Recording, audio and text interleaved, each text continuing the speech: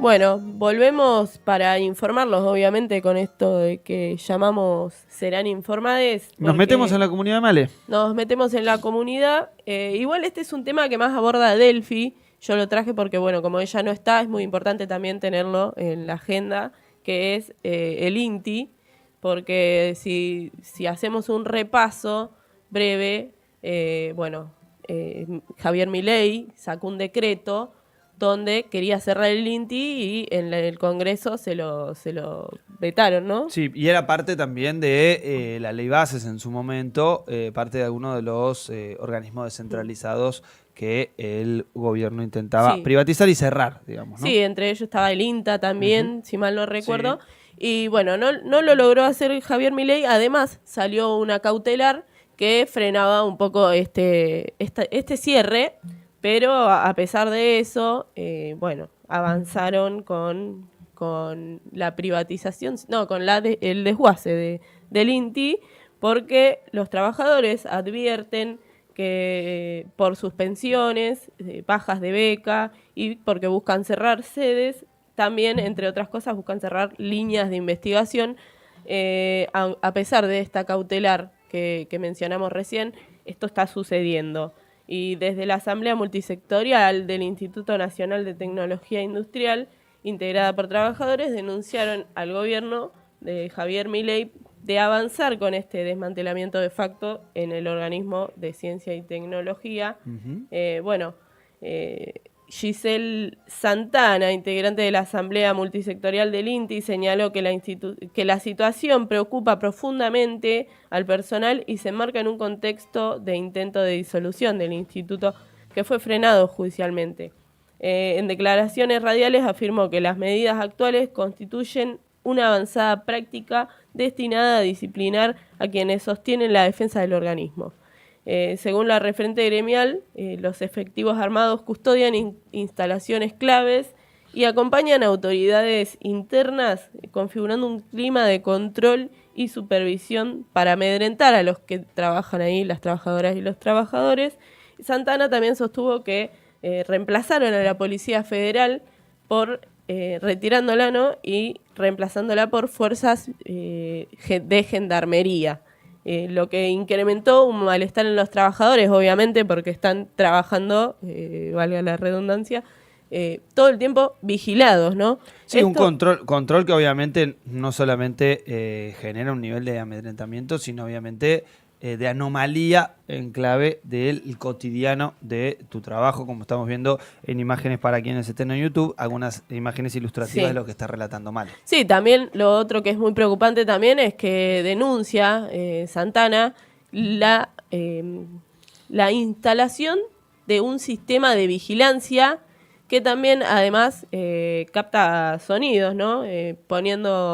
Quieren escuchar toda la organización sindical para saber qué está pasando y cómo se organizan los trabajadores y las trabajadoras, que eso, además de querer cerrarlo, además de desmantelarlo y demás, están persiguiendo a los sindicatos, están persiguiendo a los trabajadores que se organizan, como venimos mencionando y denunciando ya hace rato, y que seguramente que en esta reforma laboral que tanto quiere implementar el gobierno nacional, con Federico Sturzenegger a la cabeza, tiene, entre otras cosas, esto que está pasando, ¿no? Dejar al gobierno y al Estado, al Estado, vigilar a los trabajadores en esta situación, ¿no?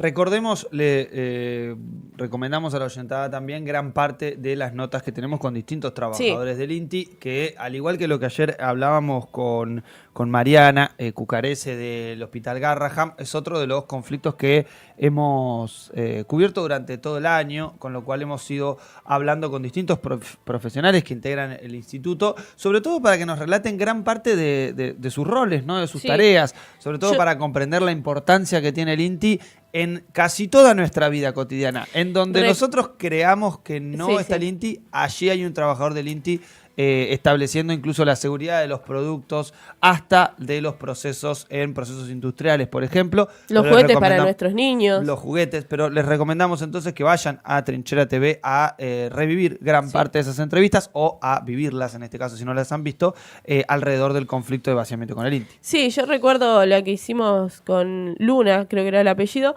que él mencionaba lo de las pilas, que en un tiempo mandaban las pilas en los juguetes que se importaban, las mandaban con pilas viejas, entonces Argentina era como un depósito de pilas usadas y viejas, y que se tuvo que hacer una ley. No traían el producto y la basura. Digamos. Y la basura, exactamente. Que se tuvo que hacer una ley para evitar eso, ¿no? Y también empezar a controlar eso, que también es un organismo que no se puede reemplazar. Que también lo mencionaba Santana, sosteniendo que el deterioro de la estructura técnico-científica del instituto continúa profundizándose. Aseguró que no se renuevan becas ni se realizan concursos desde hace 2 años. Mientras persisten dificultades para adquisición de insumos y equipamiento esencial, pese a la vigencia de una medida cautelar que impide avanzar con modificaciones asociadas al decreto de disolución del INTI, la Asamblea Gremial acusa al Ejecutivo de actuar en contradicción con el espíritu de la resolución judicial. La dirigente también resaltó que el INTI cumple un rol estratégico en el entramado productivo nacional desde su creación en 1957 y advirtió sobre el impacto que tendría su desarticulación en el desarrollo industrial y tecnológico del país. Remarcó además la necesidad de reforzar la difusión pública de la labor técnica del organismo en un contexto que describió como marcado por la desinformación y el cuestionamiento del sector público. Santana también mencionó el gran apoyo que han tenido los trabajadores del INTI por parte de la sociedad, que eso también los ayuda para seguir manteniéndose de pie, ¿no? Para seguir luchando contra este gobierno que lo único que hace es desarmar estas instituciones o estos organismos que tanto necesita el Estado para poder tener una calidad de vida mejor. Sí, por supuesto, otro de los, como decimos, organismos centrales para pensar la ciencia, la tecnología, pero sobre todo la investigación y el control también de distintos productos y procesos, que este gobierno es de los que cree que, bueno, esto no sirve para nada, ¿no? Es otro de los escollos que tiene el Estado y que no hay que sostener ni los trabajadores ni es necesario ninguna de sus tareas. Son tareas todas fundamentales, ¿sí? Sí. Lo que nos vamos a enterar o la cantidad de cosas que pueden pasar si no existen los trabajadores del INTI, si no existen las incumbencias que tiene el INTI, como decíamos, en un montón de aristas de nuestra vida. Sí, también es importante remarcar que como el gobierno no se pudo salir con la suya de cerrar el Instituto de Tecnología, lo que hace es tal cual lo haría la dictadura militar, ¿no? Poner gendarmes a perseguir a trabajadores y espiarlo, que creo que eso es muchísimo más grave. Todo es grave, ¿no? Querer cerrarlo, pero esto no se tendría que vivir en democracia, ¿no? Que los trabajadores no puedan hablar sobre organización gremial, sobre lo que está pasando a su alrededor, sobre que quieren mejorar y no pueden. Y bueno, y que todo el tiempo tener a un gendarme atrás tuyo o acompañándote a tu área de trabajo y demás, la verdad que me parece terrible lo que está pasando.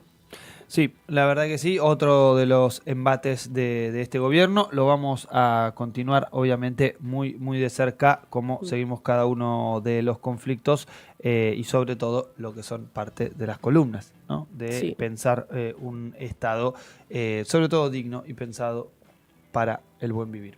Ahora vamos, si te parece, nos metemos en el lente de Franco a ver qué anda pasando por ahí. Tenemos un par. No sabía desde dónde verlo y lo vi desde el lente de Franco.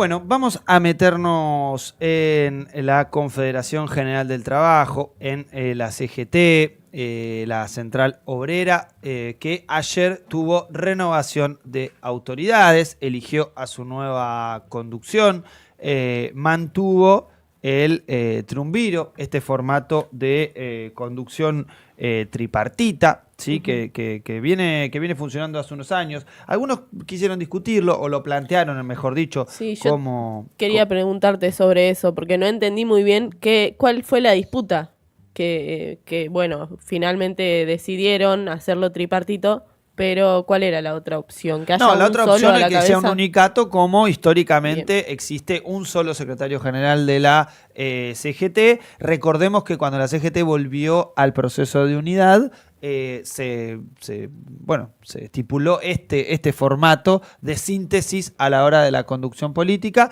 y en este caso estamos hablando de 3 patas de conducción que viene funcionando así desde la unificación de la CGT. Entonces el triunvirato que va a conducir esta gestión, allí vemos en pantalla a Jorge Solá, que es del Sindicato de Seguros, a Cristian Jerónimo, empleados del vidrio, lo vemos allí a la derecha, y Octavio Argüello, que allí está en el medio, también con los dedos en B arriba. Estos van a ser los 3 hombres del triunviro de la CGT, repetimos, Cristian Jerónimo del vidrio, Jorge Solá de Seguros y Octavio Argüello de Camioneros.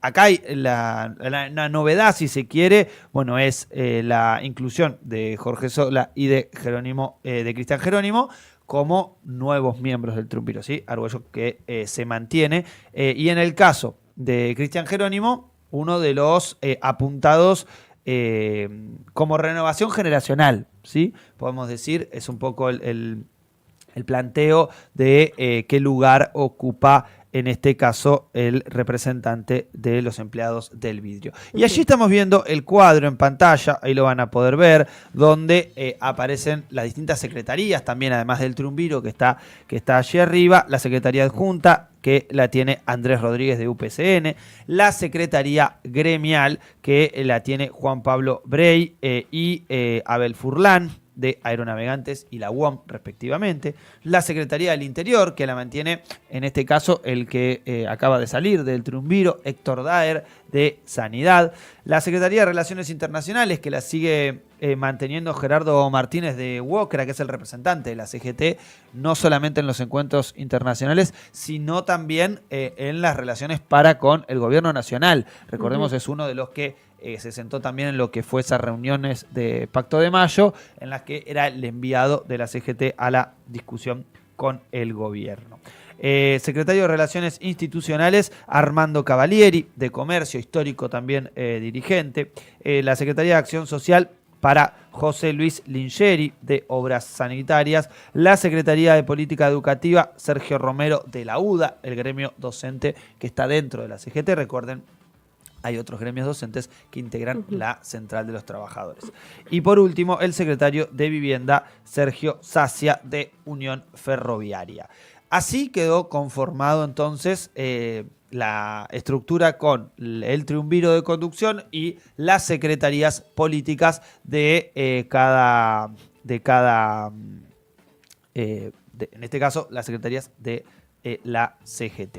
El debate previo al Congreso, que fue de los delegados de la CGT, obviamente hubo discusiones alrededor del rol que tiene que ocupar la Confederación General del Trabajo en la relación con el gobierno y sobre todo ante un anuncio de reforma laboral, ¿no? Algo que toca la fibra sensible de los trabajadores y trabajadoras que representan estos dirigentes sindicales y donde va a ser el gran debate, ¿no? Y donde, había algunos sectores, caso, por ejemplo, los sectores de la Unión Obrera Metalúrgica o del ESMATA, o también algunos referentes de el grupo de la mesa de transporte, ¿no? Esa mesa que supo hacer algunas instancias callejeras incluso por fuera de la convocatoria de la CGT, o mejor dicho, motorizando como núcleo interno de la CGT con algunos sindicatos de algunas manifestaciones públicas contra el gobierno nacional. Bueno, algunos de estos que nombraba recién planteaban intentar volver al unicato y tener, en este caso, bueno, abandonar un diálogo con el gobierno en clave de coordinación, sino más que avanzar en clave de la lucha por la reforma laboral más en por curso. esto, claro, más por esto que mencionabas, una reforma laboral que viene con todo a pasar por arriba todos los derechos ya conquistados, que bueno, no recuerdo quién fue que dijo, creo que fue Clara, si mal no recuerdo, esto de recuperar la palabra de ¿cómo es? Reforma laboral, porque sí tiene que haber una, pero no en el sentido que el gobierno quiere, y la CGT la verdad que está muy quieta para lo que significa una reforma de ese calibre en nuestra sociedad, ¿no? Hoy a la mañana le preguntaban a Jerónimo exactamente qué es lo que... A Cristian Jerónimo, uno de los integrantes del Trumbiro y el integrante joven, allí lo vemos a la derecha en pantalla, en una entrevista con el Destape de la mañana en el programa de Arili Jalad, le preguntaban dos cosas que quizás son las dos preguntas que más resonaban, digo que más para no entrar en redundancias. Una era la presencia de compañeras representantes de los trabajadores. Allí respondió Jerónimo que todas las secretarías tienen también sus constitulares. Allí hay distintas compañeras que representan este rol, pero que obviamente en la foto que acabamos de ver hay una fuerte presencia 100% masculina. Más allá de que obviamente hay compañeras que representan esta lista de unidad. Y si bajamos también, son todos hombres, si vemos los secretarios que... Claro, por eso digo, en los secretarios se ve esa composición. Lo que explicaba también Cristian Jerónimo es no solamente que en cada secretaría hay cotitulares de los cuales hay varias compañeras, sino que hay secretarías que uno podría decir, bueno, terminan siendo como las secretarías específicas para las compañeras, la discusión alrededor del género y diversidad, por ejemplo. Bueno, que no se llama género y diversidad, se llama género. La otra se llama igualdad de condiciones o una cosa así, que son parte de las secretarías que en este caso representan compañeras. Bueno, obviamente la otra discusión era de qué manera se iba a avanzar con el enfrentamiento del gobierno, sobre todo en clave de la reforma laboral en curso, que como bien decía también hoy en esa entrevista Cristian Jerónimo, no vamos a entregar los derechos laborales de los trabajadores, no vamos a aceptar una reforma laboral que sea regresiva. Recomendamos nuevamente la entrevista con Carlos Tomada, que realizamos la semana pasada, no la anterior, y está cargada también en Trinchera TV. Muy interesante porque abrimos uno de los debates alrededor de la nueva reforma laboral. Bueno, otros sectores quizá más relacionados a la conducción histórica de la CGT, como por ejemplo el sindicato gastronómico que conduce José Luis Barrio Nuevo, también planteaba esto de tener un secretario general único, aunque bueno, esto podía de alguna manera generar un retroceso para algunos sectores que no se sienten tan identificados quizás con... No, y que reúnen una cierta cantidad de congresales también. Recordemos que hay 2.049 congresales acreditados, entonces acá se hacen las presentaciones obviamente de listas, pero se trata de llegar a una conformación de unidad. Entonces, obviamente que lo que pesa específicamente es cuántos congresales uno tiene a la hora del peso específico de poder discutir, por ejemplo, una conducción compartida o una conducción única, como nos dicen en el chat, por ejemplo, con un secretaria fuerte al mando bastaba. Puede ser. Lo real también es que esto garantiza una unidad. Lo importante es si esta unidad programática y orgánica de la CGT luego se da una consecuente unidad en la calle a la hora de obviamente enfrentar alguna de las decisiones de este gobierno. Se dobla pero no se rompe, es una de las frases que sonaba en este Congreso, hablando justamente de esta intención de garantizar una unidad, sobre todo ante el escenario de la nueva reforma laboral. Una CGT partida en ese contexto claramente es estar en peores condiciones. ¿Vos estás diciendo Querido que tenemos Mati una Marchi. CGT radical? No, ¿por qué? Ah, no, porque se dobla y no se rompe. Pensé que estabas haciendo alusión a eso. Claro, podría ser, pero no, de No, ninguna no. manera. De ninguna manera creo que los representantes de los trabajadores sean correligionarios, para nada. Creo que son compañeros y compañeras.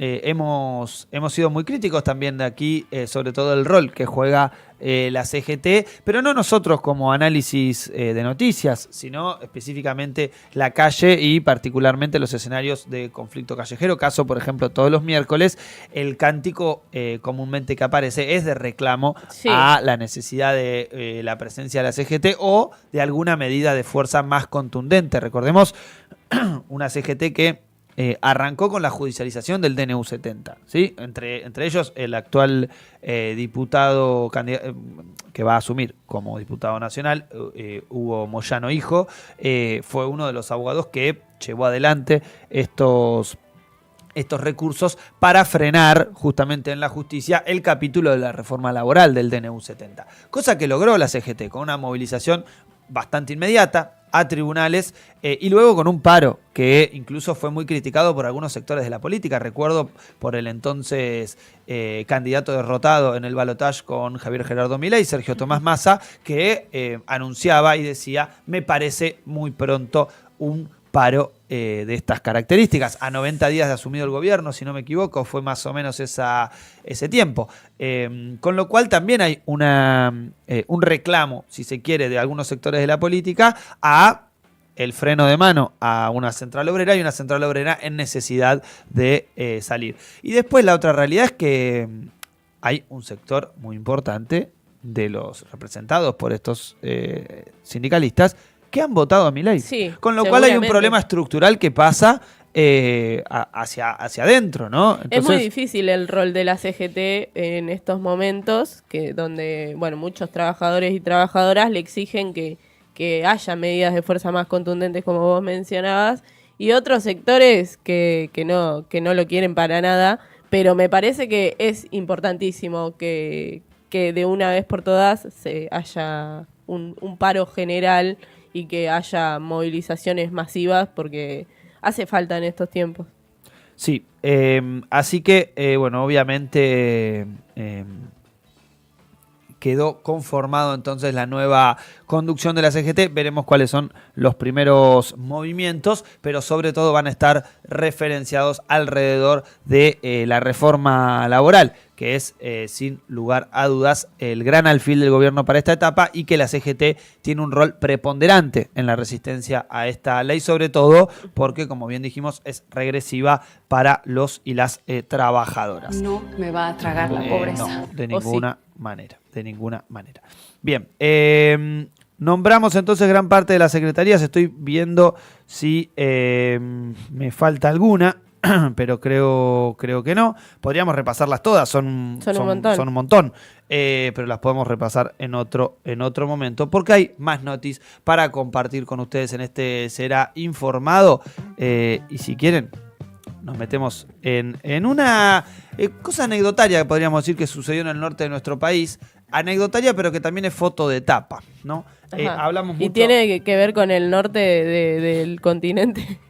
Sí, seguramente tenga que ver con el norte del continente. Pero estamos hablando de algo que sucedió en Salta, sí, y que sucedió en el día de ayer, y que tenemos un video gracias a la filmación de un vecino. Allí están viendo una avioneta que iba volando muy bajo, que que se estrelló concretamente, comenzó un incendio y allí lo que están viendo prendido fuego es una camioneta que está más cercana, que parece que los estaba esperando, y a partir de ahí, cuando llega Gendarmería Nacional en este caso en la ciudad salteña de Rosario de la Frontera, sucedió esto. Allí estamos viendo el video, esto lo filma un vecino. Miren cómo empieza a bajar. Miren cómo baja y cómo se estrella y de repente se pierde directamente en esa especie de bosquecito. En esa arbolada, mejor dicho. Bueno, como consecuencia de este hecho, hay 2 personas que fueron detenidas. Ese video que vemos, obviamente, después se le aportó a la justicia. Pero cuando el personal de Gendarmería llegó al lugar, encontraron 140 kilos de cocaína fraccionada en lo que vulgarmente se denomina como ladrillo. No aplaudas, por favor. No, aplaudas, terrible. No Aparte, terrible cuando vemos... Ahí está, no hay que aplaudir el tráfico, gente, por favor. 140 kilos de cocaína había en esta avioneta. A ver, ya de por sí esto sucedió, como decíamos, el martes por la tarde, antes de ayer, en el paraje San Felipe de Rosario de la Frontera, sur de la provincia de Salta. Como vimos, el aterrizaje fue forzoso, fue concretamente por algún desperfecto técnico, seguramente se va a avanzar en la investigación, pero por un desperfecto mecánico es lo que plantean al principio las autoridades, y que cayó en esta zona de los pastizales. Ninguno de los tripulantes resultó herido. Como decimos, hay 2 detenidos y particularmente había un auto que los estaba esperando. Casualmente ese auto quedó incendiado. Con lo cual ahora lo que se empieza a investigar es si esta avioneta tenía que aterrizar en alguna pista privada, ¿no? Recordemos que esto es parte un poco del funcionamiento de lo que es el tráfico y sobre todo de algunas de las operaciones del narcotráfico que utilizan campos privados como lugares para descender con estas avionetas o distintos aviones con los cuales trasladan, en este caso, cocaína, ni más ni menos. Machado no estaba en la avioneta. No. Esper tampoco. No, tampoco. Bueno, llevamos tranquilidad a su Capaz familia. que estaba Bullrich, porque si está Gendarmería, ¿viste? Capaz. Llevemos tranquilidad a las familias que esta vez estaban lejos del cargamento. Terrible, porque con la avanzada que está teniendo el narcotráfico en nuestro país, esto demuestra que todo el tiempo están pasando estas cosas y que nadie las controla, ¿no? Esto también tiene mucho que ver con la liberación de las vías aéreas que el gobierno hizo y que no controlan qué aviones entran, qué avionetas entran, como decía Sturzenegger en el Fórum Europeo, que dijo, ustedes si tienen un avioncito pueden ir y volar tranquilamente por nuestros cielos. Bueno, sí, se ve que eso está pasando. En este caso es parte, obviamente de ya parte del negocio instalado en la Argentina, y por otro lado, lo que contaba este vecino, me llamó la atención que estaba volando muy bajo y a poca velocidad. Lo empecé a filmar porque no era común. Luego, cuando vi que se perdió entre la arboleda, me acerqué para ver qué había pasado y vi que había otro vehículo que estaba prendiéndose fuego. Esto que veíamos recién en las imágenes. El fiscal general Eduardo Villalba confirmó en las últimas horas que se concretó el arresto de 2 implicados, quienes ya se encuentran a disposición de la justicia. El funcionario judicial contó además también que se registró un incendio intencional, el cual generó los daños en esa camioneta que también veíamos hace un rato, y también, tanto personal de Gendarmería como policía local y efectivos de la Policía de Seguridad Aeroportuaria son los que supervisaban la escena con el objetivo de recolectar el material de interés para la investigación, y obviamente también confiscar los 140 kilos de cocaína que seguramente sean destruidos, excepto que los guarde Patricia Bullrich en alguna comisaría, que de repente las ratas se lo comen todo. Me avisan que ya son 130. Ah, ya falta. ¿Cómo? ¿100? ¿Ya 100? No, se perdió. No, sabes que no había nada. Hay un peligro con las ratas de los depósitos que de repente... las ratas de uniforme. Las ratas yo no sé si Se sabe que las son ratas... de 4 o de 2 patas, Ey, pero ya ha respetemos- pasado en la Argentina que ante confiscaciones de cargamento producto del narcotráfico, bueno, después las fuerzas declaran que desaparecieron producto de que las ratas se comieron o la marihuana o la cocaína, con lo cual es bastante extraño, pero uno nunca sabe. Señor presidente, haga algo con el problema de adicción que están teniendo las ratas. La Las verdad, ratas están cada vez peor. están No solo re se duras. roban la comida. hoy en día. Están re duras. Che, y hablando del gobierno, tenemos Sí. una última para irnos que la verdad es bastante... Terrorífica. Sí, lamentable, que fue publicada el día martes. Ayer no hablamos al respecto porque no nos entraba en las noticias. Hoy sí lo trajimos para compartirlo con ustedes porque la resolución 37-2025 que fue publicada en el boletín oficial reemplazó una provisión previa a la compra, la tenencia de fusiles semiautomáticos de uso civil condicional para particulares y entidades de tiro. Esto fue una modificación que hizo el gobierno nacional para, como decimos, la compra y tenencia. Estamos hablando de armas símil a armas de guerra. Sí, yo recuerdo que hemos hablado de esto una vez, pero era cuando cambiaron la tenencia, cuando vos heredabas una y no podías Claro. tramitarlo y ya no pasaba nada. O sea, si a vos te quedabas, podías Mejoraban usarla. el trámite para que te puedas quedar con el fierro. Exactamente. heredado. Ahora directamente lo liberaron Esto para es un que cambio en cualquiera lo realidad. compre. No, esto en realidad es un cambio en el régimen de autorización y fiscalización de este tipo de armas. Estamos hablando, como decimos, de fusiles como el que se ven en pantalla, fusiles semiautomáticos de uso civil, que queda bajo la órbita exclusiva del Registro Nacional de Armas, del RENAR, dependiente del Ministerio de Seguridad, obviamente a cargo de la ministra Patricia Bullrich. Ahora los legítimos usuarios y las entidades de tiro van a poder adquirir y poseer estas armas semiautomáticas alimentadas con cargadores de quita y pon, como fusiles y subametralladoras de asalto, derivadas también de modelos militares y de calibre superior al calibre 22, conocido también. Los requisitos entonces para obtener estos permisos: se va a exigir una identificación precisa del arma, se debe acreditar de esta manera el tipo, marca, modelo, calibre y número de serie. El sector de guardia registrado tipo G2 es obligatorio contar con un sistema de almacenamiento seguro aprobado. Una declaración jurada en la cual el solicitante debe justificar la petición junto con la documentación probatoria y fotos del arma.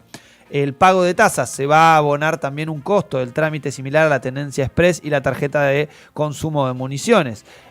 Usos deportivos probados: se requiere al menos una de estas alternativas, la certificación de entidades de tiro con instalaciones propias que avale la condición de tirador asiduo, representación en certámenes nacionales o internacionales de tiro deportivo con ese material, solicitud de una entidad de tiro habilitada que permita el uso por parte de sus socios en disciplinas deportivas o con fines didácticos certificados, no tener antecedentes sancionatorios ni trámites pendientes ante el RENAR, antigüedad mínima de 5 años como legítimo usuario de armas de uso civil condicional y elementos probatorios adicionales. El RENAR podrá exigir más pruebas para evaluar la pertinencia de la solicitud. La gran pregunta de todo esto es: ¿por qué habría que facilitar, o mejor dicho, habilitar la compra de fusiles semiautomáticos para civiles, o incluso hacer más fácil su acceso? Porque ponele que vos ya lo puedas tener. Ahora, ¿por qué habrías más fácil el acceso? Teniendo en cuenta escenas como las que vimos hace muy poco, hace una semana nada más en Caballito. ¿Recuerdan este chico que fue detenido gracias a una alerta del FBI, o sea, Sí. el Centro de Inteligencia norteamericano, que avisó que había encontrado, por lo menos que habían sido notificados alrededor de una posibilidad de la gestión de una masacre en una escuela? Pese a eso, el gobierno, en vez de hacer campañas alrededor del uso de armas, hacer campañas alrededor de la tenencia, de regularizar o de avanzar en otra característica, no.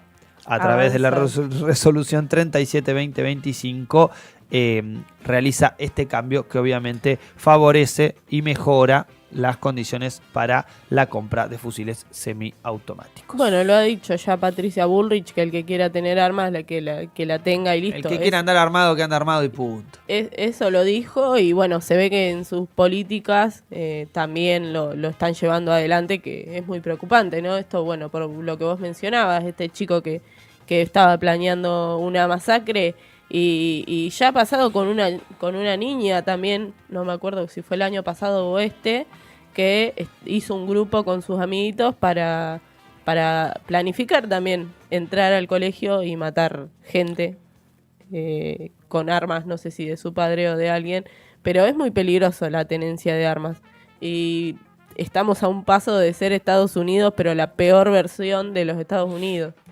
Sí. La versión más trágica y sangrienta. Ayer leía uno que en Twitter decía estamos cada vez más cerca de parecernos al GTA, que es el juego del Grand Theft Auto, en el cual hay gente por la calle de repente que armada y dispara.